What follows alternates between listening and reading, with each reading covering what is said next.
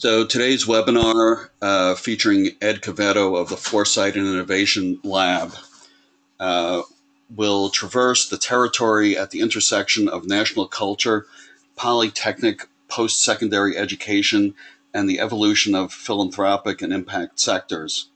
The general premise for this intervention is that the conventional philanthropy impact model, or PIM, is fundamentally broken. It drives distorted incentives, measures marginal progress rather than meaningful long-term impact, sacrifices coherent theories of change for marginalized missions, and is generally failing to effectively address our nation's most urgent economic, social, and ecological complexities. Relying on case studies and personal experience, Ed convenes this dialogue with attendees to inform key opportunity areas, two areas in particular: curriculum in the business and policy school context to advance the PIM category, and theory of change measures of impact to inform programs and reporting. Participants today will learn clear, actionable guidance, practical tools, and immediate momentum for the transformation of the PIM model through curriculum and impact measurement innovation. A bit more about Ed Quevedo, and we're pleased to welcome Ed back for his second SCC webinar. Ed directs the Regenerative Design program with the Foresight+Innovation Lab, a collaborative advisory and creative agency composed of educators, policy innovators, social entrepreneurs, sustainability practitioners, and nonprofit leaders working together to build the new regenerative economy. Ed has an extensive history of service in higher education. From 2013 to 2016, Ed was faculty in the Sustainable Enterprise at the Laurie I. Loki Graduate School of Business and Public Policy at Mills College, and director and senior research fellow at Mills College Center for Socially Responsible Business. Ed also was on the faculty at Presidio Graduate School, where he held the chair as Dean of Faculty.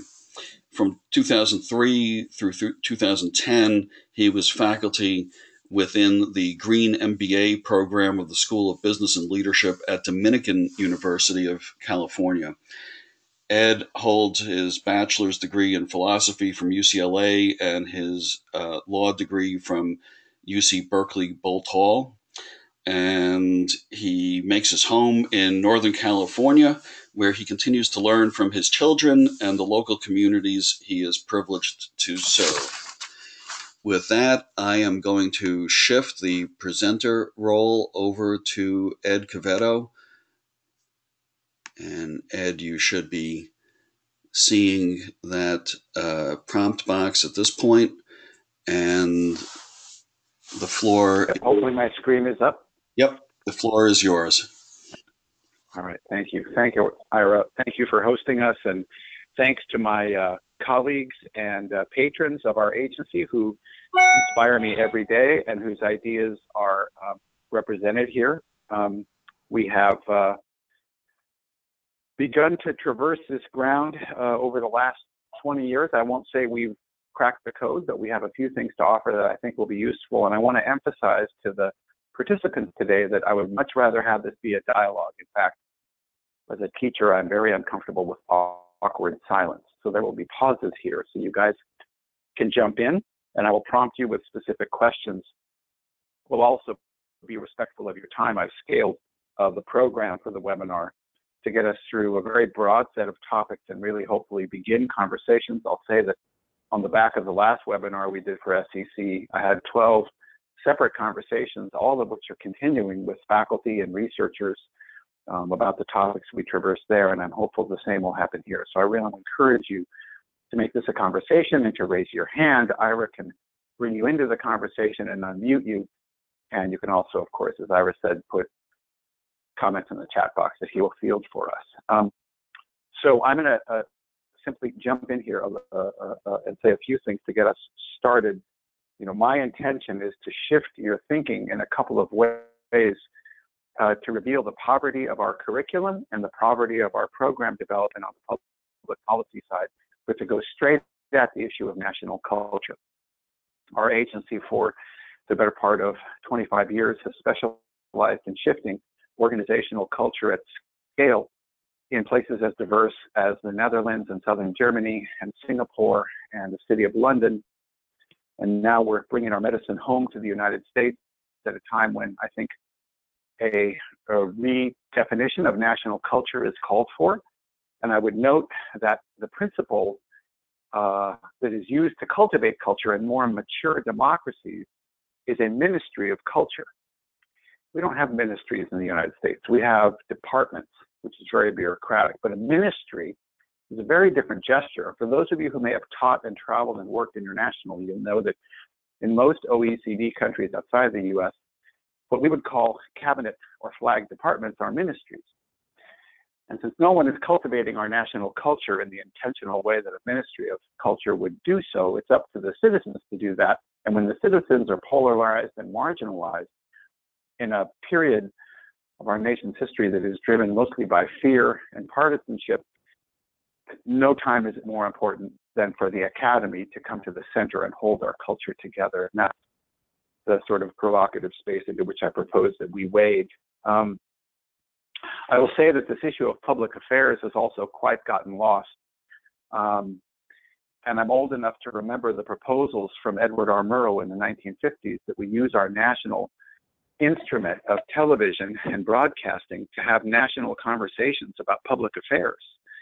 The same issues that beset us back in the 50s and 60s to do with inclusion and social justice, to do with international peace and an inclusive economy continue to concern us primarily because we use our media to distract and distort and amuse and entertain rather than to advance our national culture.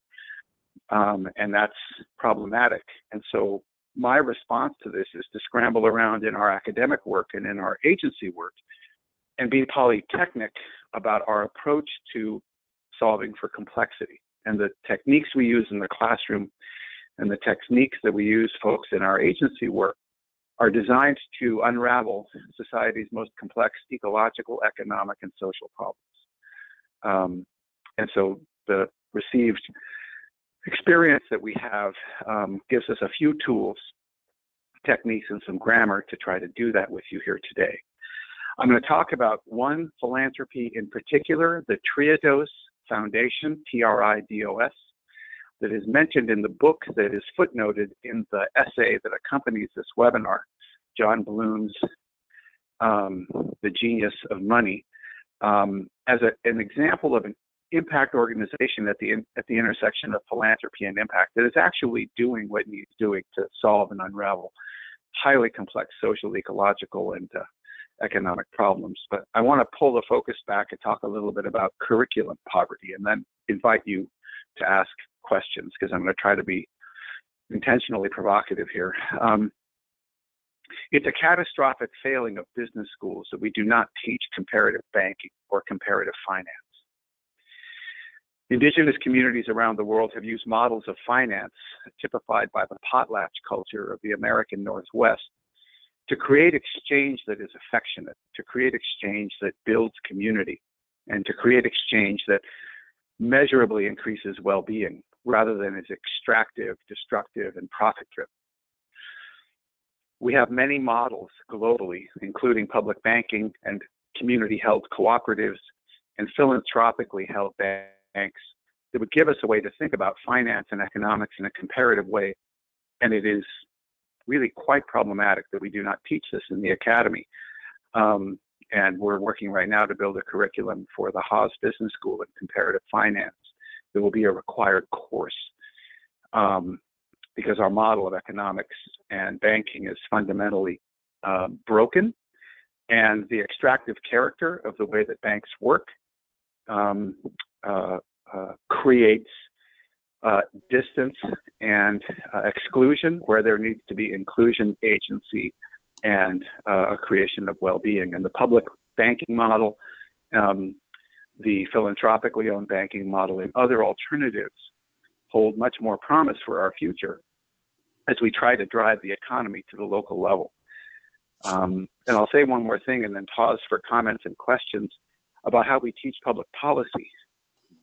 We teach public policy fundamentally driven by plans, forgetting what drives human beings. They did not call Martin King's speech the I have a plan speech. They called it the I have a dream speech. And what drives people forward to advance the cause of evolving culture is not plans, but dreaming big. And cities and communities around the world outside of the United States and schools of policy and diplomacy outside of the United States teach this kind of intervention and holding space for communities to dream big in a much more effective way. And our work in cities in the United States is primarily focused on that dreaming big gesture. And I could say more about it, but the goal here is to try to get us outside the domain of sustainability as usual and to drive us into some new space, which I'll do as I start to march through our short slide deck here, into the realm of regenerative development and regenerative design, which is the hosting gesture of my program within our agency. But I want to stop there and invite questions and take a breather so that you can hopefully come forward with some criticism and alternative thoughts, because I really do want to drive a dialogue here if I possibly can. I've unmuted everyone in case you'd like to jump in now and to answer a question in the chat box.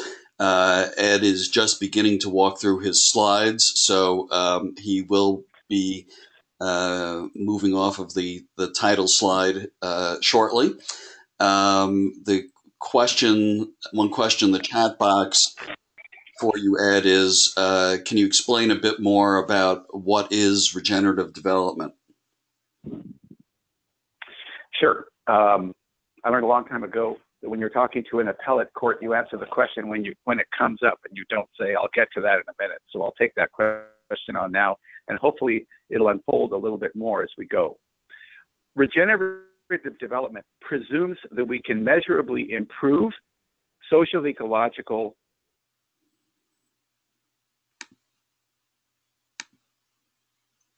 state. And sustainable development may have been enough when the concept was coined back in 1972 by a couple of people, Maurice Strong and Gru Harlan Brundtland, who began to put together a series of global conferences on the discipline that would come to be sustainable development. But in the meantime, the collapse of ecosystems and the collapse of social systems demonstrate that sustainability is dramatically not enough. Regenerative development says that every organization in society should take decisions.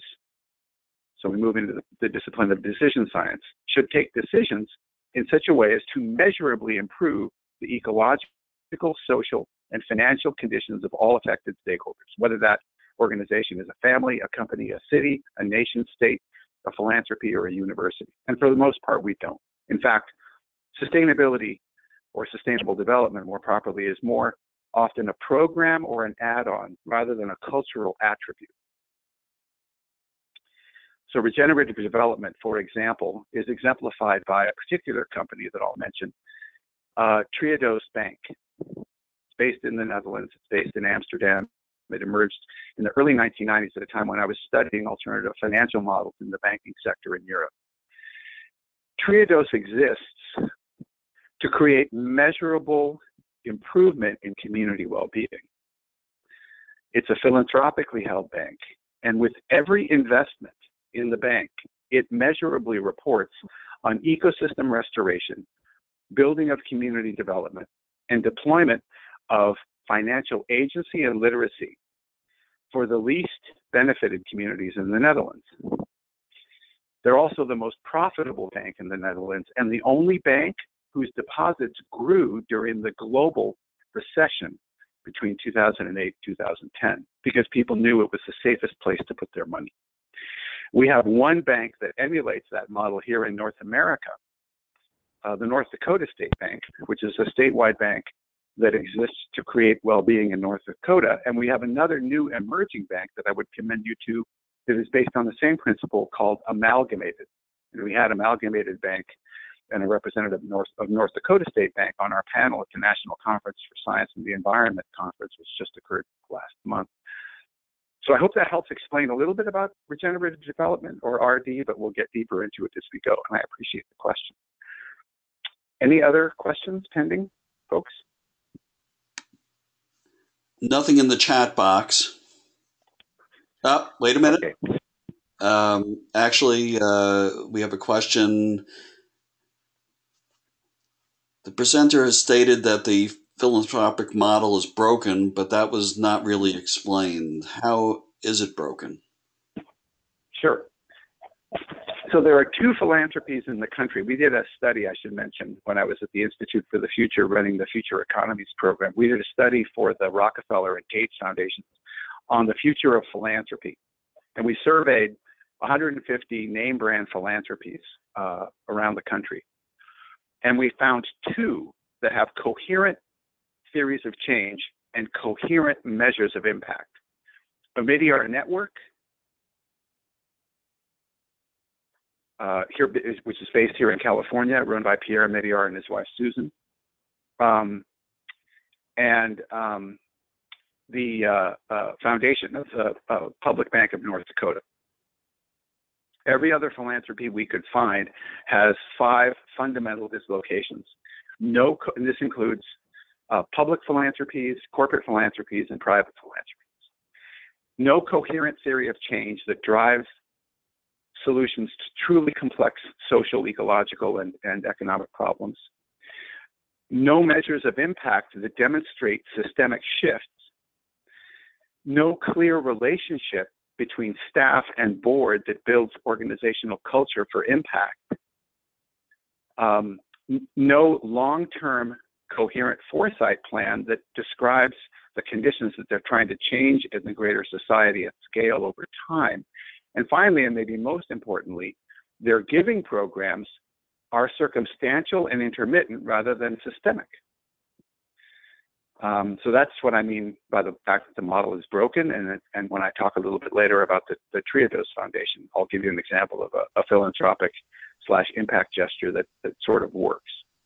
And I'm happy to, again, talk with folks offline about things like theories of change and measures of impact and all of those issues. But that's a great question, and thank you for it. Thanks, Ed. I think we can move on. Okay. All right, so I just want you to imagine for a minute a articulated national culture that proposes that we work towards these goals. It's against the rules to read PowerPoint, so I'll try not to read my slides, but I just want you to think about these dimensions of decision-making that could drive a national culture. Think about this: adopting patterns of production and consumption that are regenerative of ecosystems. This is the background and framework for the Global Compact, which is now coming on 20 years old and is largely unrealized. It's a framework, by the way, for an entire course of study at the intersection of business and policy at the graduate level in shifting national culture to achieve these kinds of outcomes. All of which, by the way, if we did a comparative analysis, we would find in the US Constitution. We simply do not pursue them with any vigor or energy. So that's a way of sort of starting the conversation about sustainable development or sustainability as usual. So sustainable development and sustainability have become hackneyed ideas. I force my students and our patrons, when they use the word sustainability, to speak in English and to say what they really mean. And typically, what they talk about when they're forced not to use this generic term is things like inclusion or justice or verdance or ecosystem well-functioning. So that's part of why we're trying to drive the grammar of regenerative development and define regenerative development very specifically. But all of our international accords to try to pursue sustainable development, including the current climate accords, are failing to achieve this outcome. We continue to fall further and further behind. And we have this attitude in the academy of complacency that, yes, we're teaching groovy stuff, and yes, it's transformative, and our students are changing the world, and we continue to encounter the same problems at the same scale. So this is why we're trying to be a little bit disruptive and provocative about promoting this idea of regenerative development as a replacement for this worn-out idea of sustainable development. We're also seeing a really important inflection in the corporate world. For the last 3 World Economic Forum cycles, leading companies have talked about the death of strategy. We should have stopped teaching strategy in business schools 2 decades ago, when leading companies began to move away from strategy, because when strategy exists in a business, it's usually developed in a standard scenario. The leading executives of the company will go away to a fancy resort and eat spa cuisine and be hosted by facilitators and come up with a brave new vision for the company, while the people who do the real work stay at home, do their work, and wonder where the executives are. And then the executives rush happily back, tanned and rested, well-fed and energized, with a new strategy. And then they wonder why it isn't embraced by the rank and file. And then that strategy typically is static and stays put while the business moves ahead. And as we know, organizational culture eats strategy for dinner. And if the ground of the culture is not cultivated to receive the new strategy, it'll be meaningless. And yet, billions of dollars are spent every year on fancy pants consultants and at fancy pants resorts to pursue strategy and to fail to change anything substantive. And I should say this happens in universities and philanthropy with equal measure. So here's a quote from a leading European exec. And I'm trying to provoke the question here: what replaces strategy? The second largest electronics firm. And I'll give you one more example here. So we're teaching a course this fall semester at San Francisco State University's Business School in Foresight and Innovation. We're teaching the discipline of foresight, which is a process derived from international diplomacy that relies on scenarios to not try to predict the future, but to understand market signals. We continue to teach strategy in the conventional way to our peril, and it's quite striking if you take a look at the standard curriculum for an MBA program today and the standard curriculum for an MBA program 100 years ago. They're virtually identical. And the last I checked, the world has moved on substantially, which is why we try to do a lot of curriculum innovation work at the graduate level in schools of policy, business, and education in our Future of Learning program within our agency when we work with universities. So again, I'm going to pause here because I'm trying to poke some holes at orthodoxy and hopefully provoke some conversation.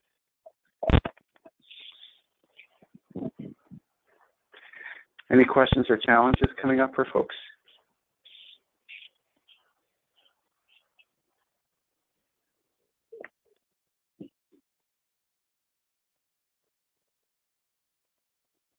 All right, well, I'm happy to continue. I'm going to deal with some case studies now, folks. And again, I'm happy to take any of this offline. And I'm conscious that we have about 27 minutes before we want to have a substantive Q&A conversation here. So I'm going to be respectful of your time, but we'll move through this with some care. I don't know how many of you have heard about this software company based in Mumbai, Infosys, but I want to talk about it for a minute. Infosys doesn't talk about sustainable development. Infosys exists to create work of dignity and purpose and to change the world through technology. That's their purpose statement. It's not a mission statement. And by the way, we should stop teaching mission, vision, and values too. I mean, please, let's get over it. The current model for leading philanthropies and companies in the world is purpose statements, which I could do a separate discussion on if we were more sort of MBA centric, but I won't go into it. But their purpose statement is about creating work of dignity and purpose and to change the world through technology. They have changed the Indian stock market by doing one thing. For those of you who run businesses or universities or university departments or companies or have taught any of these disciplines, you'll know that on a profit and loss sheet, human beings appear as a liability. And the last time I checked, any human institution, from a family to a nation state, university, city, big fancy pants bank, or anything else, exists because of the creativity of people. Infosys, in 2011, began showing its people as an asset and banking the assets of its people's creativity, and they began measuring the growth of creativity and innovation at the company using a model that we developed back in the late 90s for BMW Group and have used in a number of different settings. When you shift the focus from thinking of people as a liability to people as an asset, and you drive the market to ask questions about why, you begin to shift at scale how people think about the value of a business. It's quite interesting how they have declared human potential at Infosys, and I could say more, but I won't. I simply wanted to offer you Infosys as an example. And now we come to a wine company that is known largely for, how shall I say this, largely undrinkable bulk wines, but they have a premium unit based here in our California wine country up in Dry Creek Valley. That is run by the grandchildren of the founders, Gina and Matt Gallo. We began working with them in 2002 to change the way that they farm, produce wine, and work with their people. They're now the largest producer of biodynamic wine in the world and the largest family-owned wine company in the world. But they've done something which no other wine company was brave enough to do. They have led an effort to solve the biggest problem in the California wine sector, which is a problem rooted in social justice. And they wouldn't have got there if they were interested in sustainable development. We convinced them that regenerative development was the future of agriculture based upon work with ag firms in other countries for the last 20 years. And we pointed out to them after doing a needs analysis that the most fundamental problem they needed to solve was the injustice of the California farm labor market. So they're leading an effort with us, with money from the Gates Foundation, to establish the first worker-owned agricultural cooperative in the country, to give the farm workers who work in our California fields, picking not just grapes, but berries and nuts and other produce, work of dignity and purpose, and for the first time to own their labor, so that their labor is not immiserated by the unions and the companies and the farm labor contractors and everybody else who's taking a piece of the action. And for the first time, because of Gallo's commitment to social innovation, they're taking natural systems models and creating worker-owned cooperatives that will break the cycle of immiseration that's created by the California Farm Labor Union, the farm labor contractors, and the California Agricultural Labor Relations Board. Now, this is upsetting every other agricultural company in the state because it solves a problem that none of them have been able to solve. We already had great pressure on the California farm labor before President Trump was elected, but his immigration policies have put more pressure on California farm labor, and the emergence of the cannabis industry, which is paying a premium of 30% hourly wage, has also drawn farm labor away from agriculture or conventional agriculture. But the opportunity to own their labor and to run their own businesses is creating a flight of dignified workers from those sectors back into the wine sector because of the work of Gallo and a couple of other wine companies. And that's what regenerative development looks like. In other words, creating measurably better working conditions, measurably better financial agency, and measurably better work of dignity and purpose, rather than simply saying, well, we'll try to provide shade and water for our agricultural workers in the summer, which is what most agricultural businesses do under the banner of sustainable development. I'm actually going to skip Electrolux for the purposes of time here, but invite you to think about a new framework. We're moving here into a discipline that we use in all of our graduate school classrooms and in our agency, complex adaptive systems theory. And for more on this, I commend you to the work of the Santa Fe Institute, where I spent a summer fellowship 6 years ago. Complex adaptive systems theory is a brilliant technique for using foresight to solve hugely complex problems. And as you may know, the Santa Fe Institute emerged out of the Manhattan Project when some of the scientists and engineers who were involved in Manhattan were sort of horrified by the work that they had created and wanted to use the principles of complexity to solve social problems and try to do some good. We continue to live in a world and to pretend that we can train experts to solve hugely complex problems. But I would propose that from the point of view of humility and national culture, there is no expertise when you face problems of the magnitude of the huge divide between the rich and the poor. Problems of the recurring nightmare of social injustice that has us still fighting the battle of nationalists and extremists who would hijack the ability of people of color to have a dignified life in a modern democracy. The problems of climate shift, the problems of sea level rise. There is no expertise. We've never had to solve these problems before. And complex adaptive systems theory just simply takes biomimetics or nature's model and says, let's use rapid prototyping, which again goes far beyond sustainable development principles. And complex adaptive systems theory is a brilliant way to think about how money moves and to reinvent people's relationship with money. And we've used it to teach business school students ecosystems and whole earth science, and to remind business school students that the arrogance of the global material economy is that it forgets that all economic exchange is based on photosynthesis.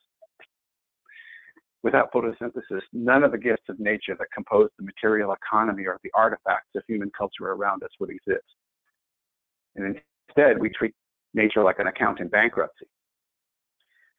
And if we do not start teaching our business school students that the economy is grounded on photosynthesis, not false and heretical models of accumulation of labor, capital, and production tools, we will simply drive ourselves out of existence.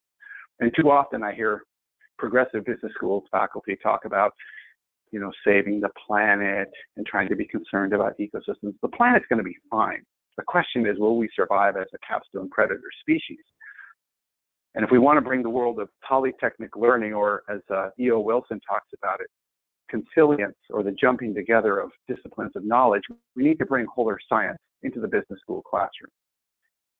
We need to bring principles of diplomacy and statescraft into the education leadership classroom. And all of those disciplines into the policy classroom, and teach people to be diplomats, not policymakers, and teach them to be futurists, not bureaucrats. But what we've learned when we studied complex adaptive systems theory, which is just systems theory derived from nature, is that the way that agents work within a system can be affected by looking at the system holistically. And this is another thing that sustainable development or sustainability education typically gets wrong, because we think about reducing harm rather than creating good. And let's take another example. Let's take another case. We've been looking around for years for a company that represents regenerative development principles. And this occurred to me after we got a call from a prominent studio. I was sitting in my agency office one day, and we got a call from a world famous name brand production studio that was being sued by the federal government for having ruined a pristine World Heritage site, a UN World Heritage site, in order to produce a movie.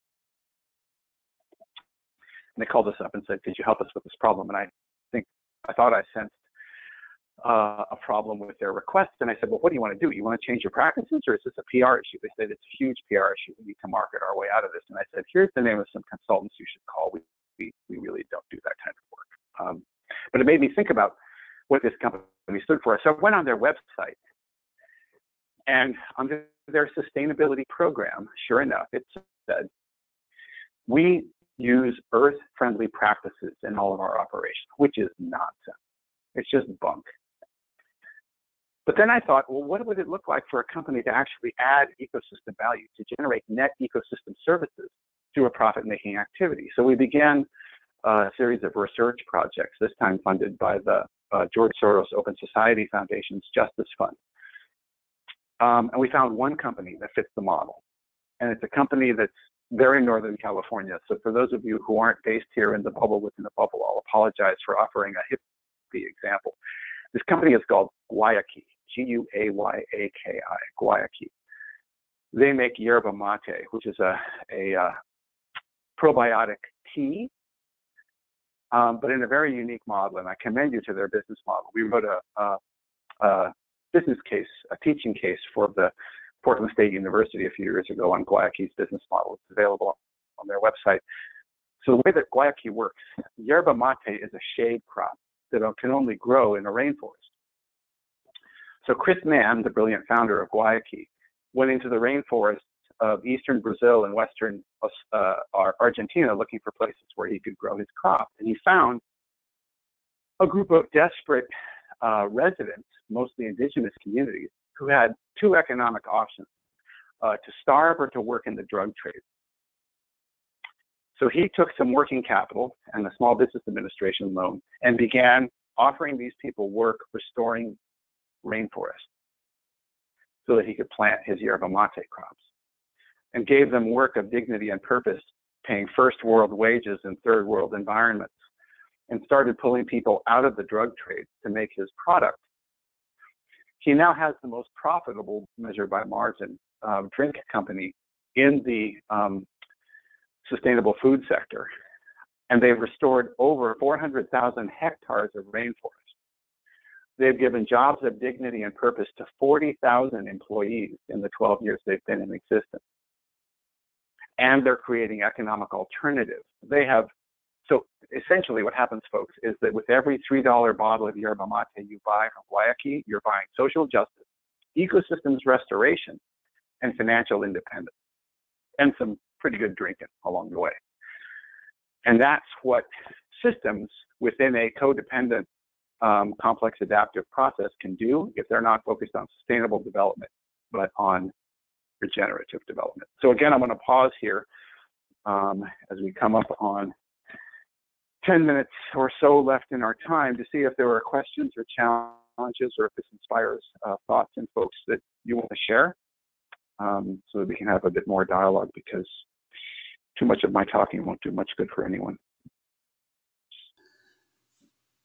Well, Ed, it's Ira, and it is possible that your last sequence of slides may have addressed the following comment that came in about 12 minutes ago. The attendee asks, why do you want to just get over making vision, mission, and purpose statements? Can we hear some good substantive reason of why that's flawed and what the alternative proposed replacement is? Is that something you want to tackle at this point, or? Yeah, that's a great question. No, that's a great question. Yeah, since it's come up, I think it might be useful to explore. And I want to offer to the group, I'd love to send you an article written by a really good thinker in this area. His name is James Cycle, and he runs a creative agency called School out in Denver. He wrote an article in Adweek called The Purposeful Company. And it says what I'm about to say much better than I could. I also want to commend you to the work of Christine Arena, A-R-E-N-A, Christine Arena, who wrote a book called The High Purpose Company. She runs an agency called Generous here in San Francisco.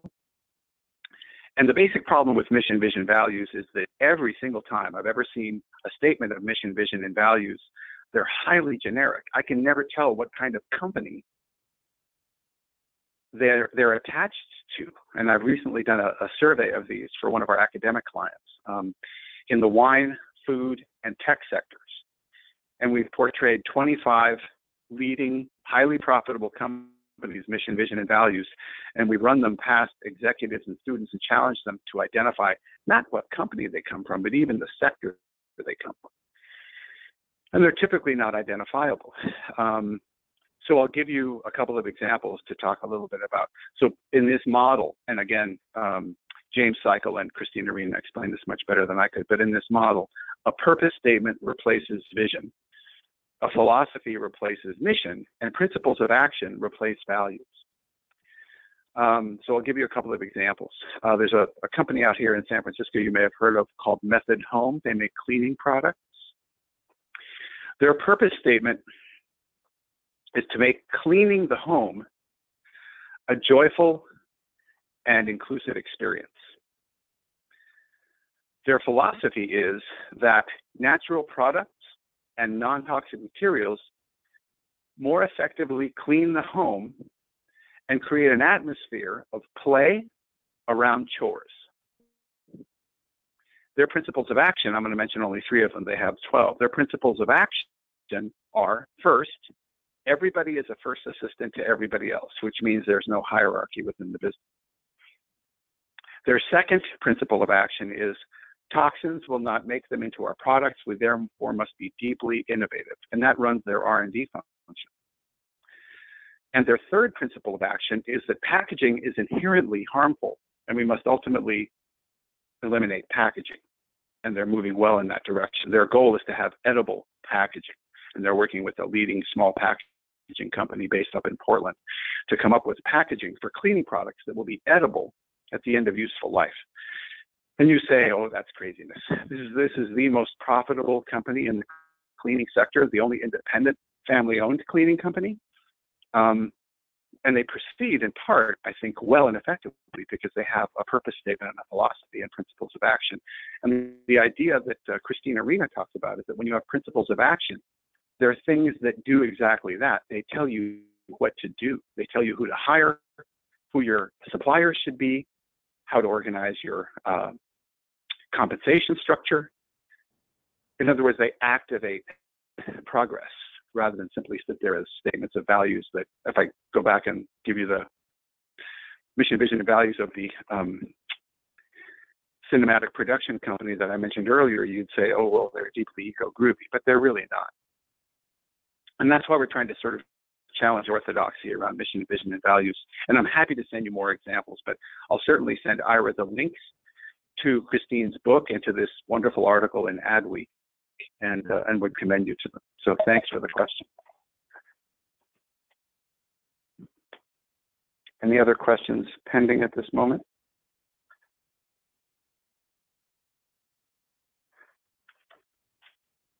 All right, so I'm going to start landing the plane here, folks, and hopefully we'll have some questions at the top of the hour and we can have a little back and forth dialogue. The goal of a regenerative development model based on complex adaptive systems theory is to stop trying to predict the future in the domains of policy, business, and education, and instead to co-create the future in the way that diplomats try to co-create the future with combatants. When one is doing battlefield diplomacy and trying to help people to recognize the humanity of their brothers and sisters when they're in a deeply riven state. The fundamental task is to co-imagine a future where shared outcomes are at the foundation. So the idea would be to replace strategy with foresight and to replace sustainability with regenerative development. And ultimately, to try to ask a series of useful questions about the future in a way that creates resiliency and self-organization. In other words, to come onto this little graphic here, to reimagine a prescription for every organization. So if we think about this for a minute, this is our sort of backbone grammar of regenerative development. If human organizations at all scales were to take decisions for all actions by determining how that decision will measurably, over what really matters, which is the medium and the long term, measurably improve the ecological, economic, and social well-being of all affected stakeholders, we would fundamentally shift the economy. We'd be asking a series of different questions, and I would ask you to think about your own personal market basket of goods. So I'm imagining on the call we have folks who move somewhere between 5 and 6 figures through their family bank accounts each year, and I would ask you, what percentage of that spend constitutes an affectionate transaction? And I'll give you a way to think about this that's very much in line with regenerative development. If you belong to a CSA, a community-supported agriculture collective, you're engaging in affectionate economics.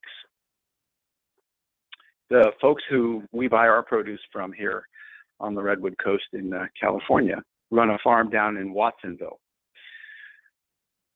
And we've met these good folks. We've met their children. We've had dinner at their home. We know how they cultivate their land. And that's why we buy a year's worth of produce from them every January.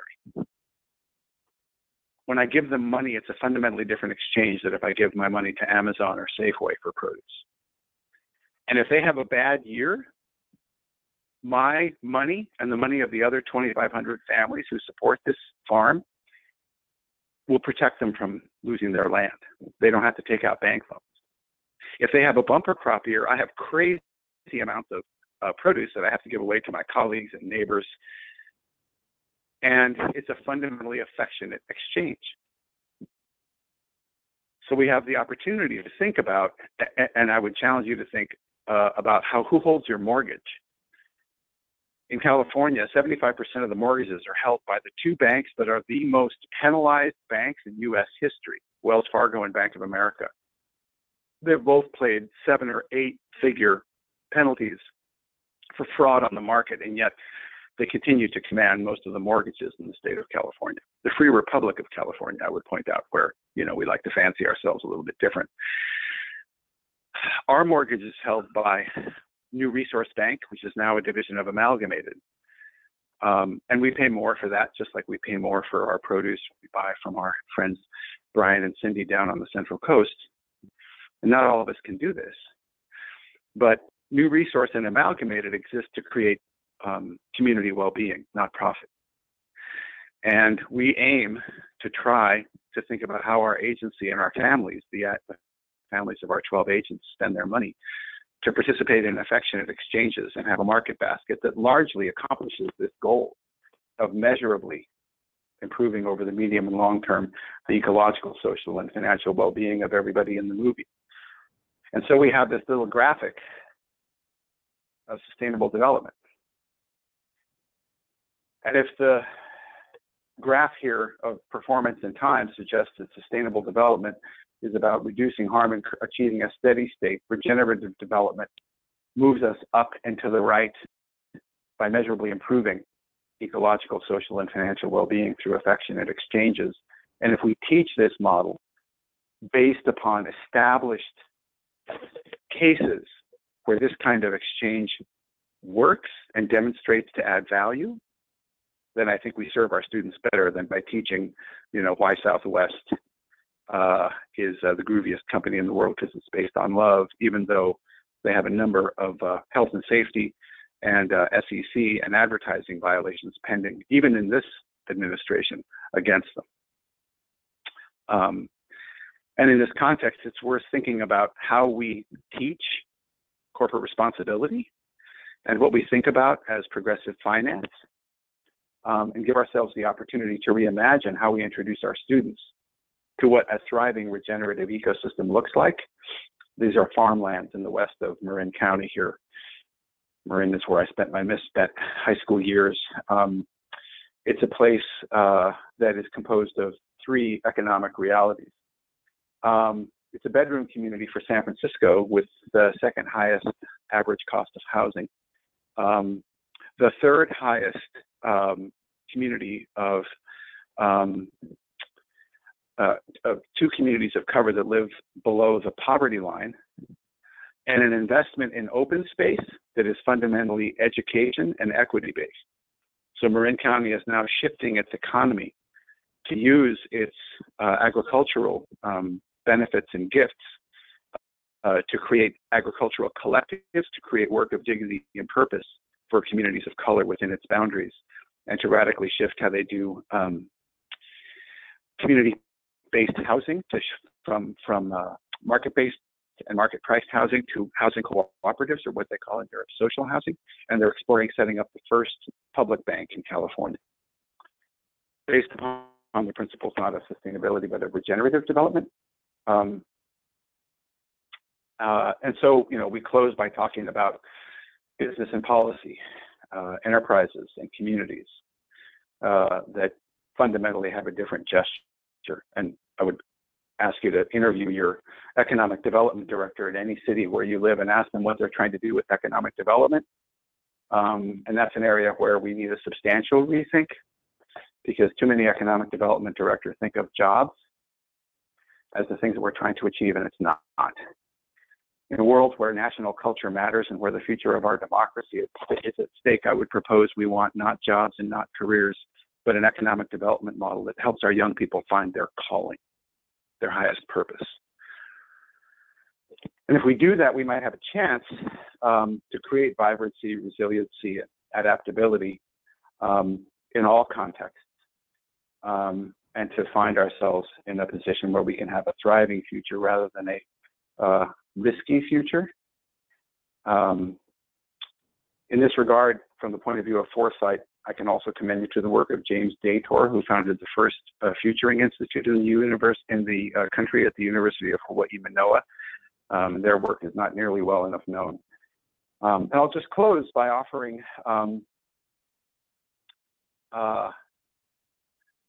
this language.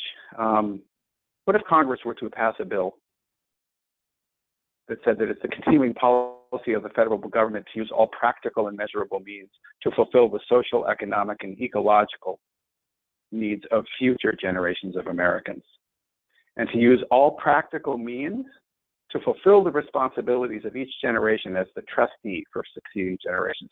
What if we passed such a law? Kind of unimaginable that we would have the national grit and will to do so. Or even included some regenerative development language like enhancing the quality of renewable resources and give people a right to a healthy environment. Fanciful, you might say, but we passed this law in 1969, and it's largely unimplemented. This is the preamble to that statute. And with that, I'll just close and invite discussion, and hopefully I've provoked you into some thinking about how you might differently teach, conduct commerce, and invite communities of interest to think about our future and our national culture in a different way. And I want to thank you for your time and invite some conversation here, if I might. Thank you, Ed, for that presentation. I've unmuted everyone, so if you would like to jump in and engage in a dialogue with Ed, this would be the time. I'm also still monitoring the chat box, so feel free to type your thoughts in there and I can tee them up. Can I ask a question? Can you hear me? Who's speaking? Yes, please. Thank you. Hi, this is Isabel Romanossi calling from Florida, Fort Lauderdale. Can I ask a question? Sure.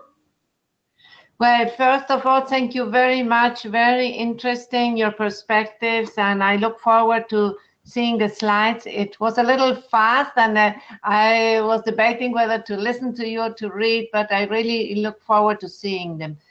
I teach sustainability mindset, and I was curious if you engage the students also with their personal values and questioning or reviewing their personal values and their personal sense of purpose beyond the organizational sense of purpose or values that you were mentioning here.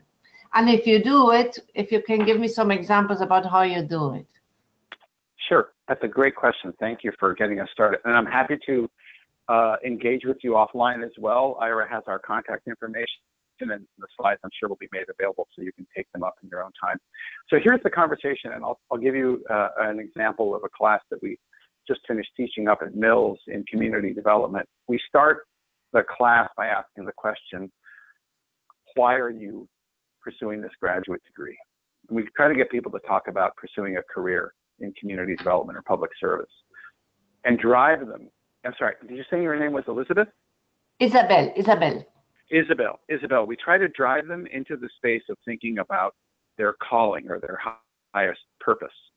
And if we think only in terms of career, then we're working only to make money. But if we think in terms of calling, you know, think about the professions for a minute. And I'll commend you to a book that discusses this beautifully. Rakesh Khurana, the former dean of the Harvard Business School, wrote a book in 2008 called From Higher Aims to Hired Hands. From Higher Aims to Higher Tens, Rakesh Khurana, Khurana. And in the book, he surveys, Isabel, the history of teaching business in the academy. And he talks about and quotes from the business school deans at Yale and Johns Hopkins, which were the first two MBA programs in the country. And both deans said essentially the same thing. If business is about profit making and the engineering of companies, it has no place in the academy. But if business is about solving social problems and assisting in the pursuit of the common good, then it has no need to defend itself against those who would say it doesn't belong in higher education. So we have that conversation with students to get them to focus on what their purpose in life is. Why are they doing this work? And when I have this conversation with MBA students, it goes quite differently. And there's nothing wrong if people want to go make a fancy pants good living, that's fine. I mean, I took a law degree, and that's for years, since the LA law generation, been a way to make pant loads full of money, helping big companies fight over cash. I don't know, I found that work kind of soulless and heart-eating, so I left it. But there's nothing wrong with that. But if people have the opportunity to explore their humanity and to be asked the question, what is the meaning of dignity and purpose in human work? Why do we care to engage in work?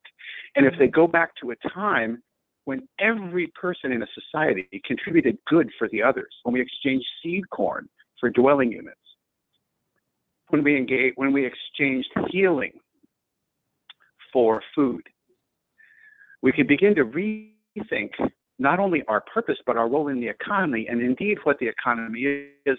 And the last conversation I have with students around this, and usually the first quarter of the semester, again, whether it's education, business, or policies that I'm teaching, is to ask them about the word economy. The word comes from the Greek, right? Oikonomikos. It means housekeeping. And then we talk about companies. Do you want to go to work for a company? I ask them, and they'll say yes. And they'll talk about Google and Facebook and the companies that people love to love here in Silicon Valley, companies that have the worst reputation for how they treat their people. And I'll mention that there's a forthcoming book that I'm working on with one of our patrons about the big lie in Silicon Valley called Lost Futures. We claim in Silicon Valley that we love innovation and creativity, but we crush it with every gesture. And the evidence that you need goes no further than the boys club mentality of the venture finance and tech companies that populate our valley. We have so much work to do. So Isabel, we try to get students to rethink this, and we end the conversation by asking about the kind of future they want to create. And when they are given the chance to have this conversation, they fundamentally rethink their own life's work, recognize that human work is about dignity and purpose and not just money, and that well-being is really at the core of every gesture that matters. So I don't know, that's just a start. I hope that's helpful. And again, Rakesh Khurana's work in this area is really quite useful. Thank you. Of course, Isabel, thank you for asking the question. Ed, there is a question that came in the chat box, and we do have a hardcore group of attendees who stuck with us. So let me tee this one up for you. Can you give some examples of the typical barriers that get in the way of acting in the way you are proposing, and what you are doing concretely to address these deep system changes? That's a great question. Let me talk about two phenomena. One has to do with creativity, and one has to do with speaking truth to power. I was asked yesterday by a prospective patron who wants us to come in and do some culture shift work, whether she was reading an essay that I wrote recently on biodynamics and leadership. And she said, does this kind of hippie talk go down well with Silicon Valley executives? Because she works at a big Silicon Valley tech firm. I said, no, it doesn't. But you know what does go down well is talk about their children. And when these people leave their home and their loved ones to go to work, they're doing it because of the next generation. So if we can speak truth to power in the context of why we are here as human beings and to recognize our humanity, then we can shift the culture of work one of the things that we do, it's especially important. It's quite jarring. When we hold a commission with an agricultural company based in Mendocino County and a simultaneous commission with a tech firm here in Silicon Valley, the whole cadence of life is different. The pace of decision making, the pace of talking. You know, in a lot of agricultural firms, it's about a collaborative exploration of problems. In a Silicon Valley company, it's about who is the smartest person in the room, and it's typically a guy who's arguing for this. So it's really important to speak truth to power and to take the view in the classroom and to teach our children the skills of diplomacy so they have the courage to say, that's just wrong.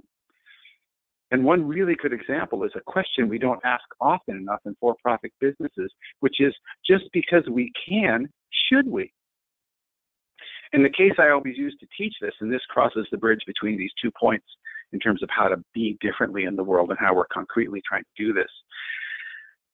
This is a well-known case. I'm not talking out of school, but when I was a young environmental lawyer, we represented a company called Merck, M-E-R-C-K. They're a big drug firm.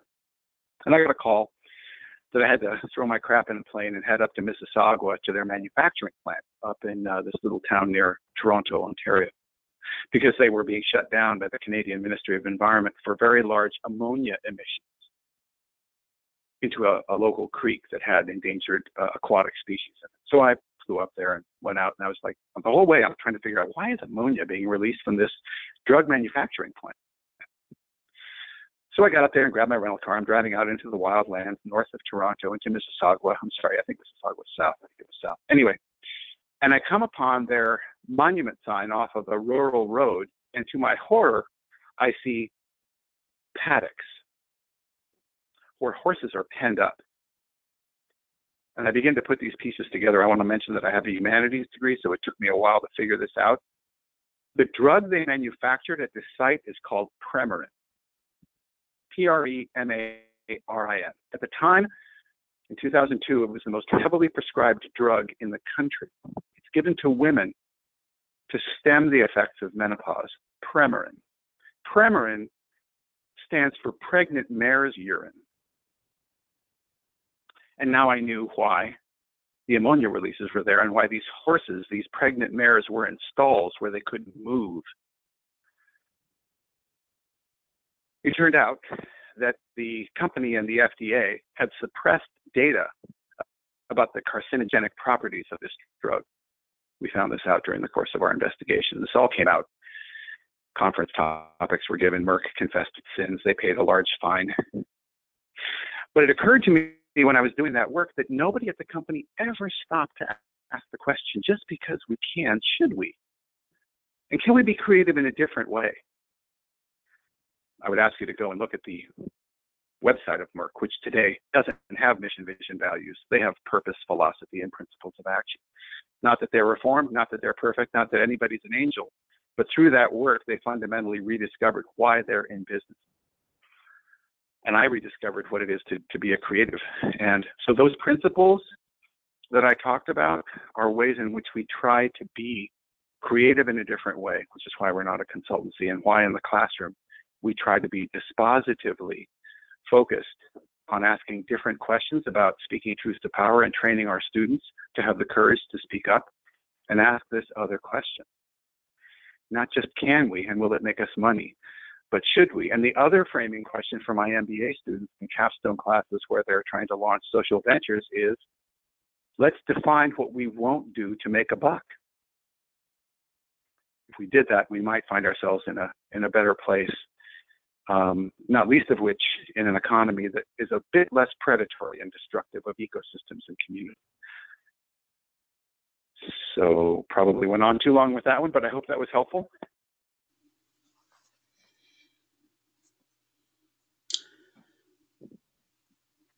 Well, I think we're close to landing the plane, as you say, Ed. And as we close, I want to thank you for delivering on your promise for a provocative presentation.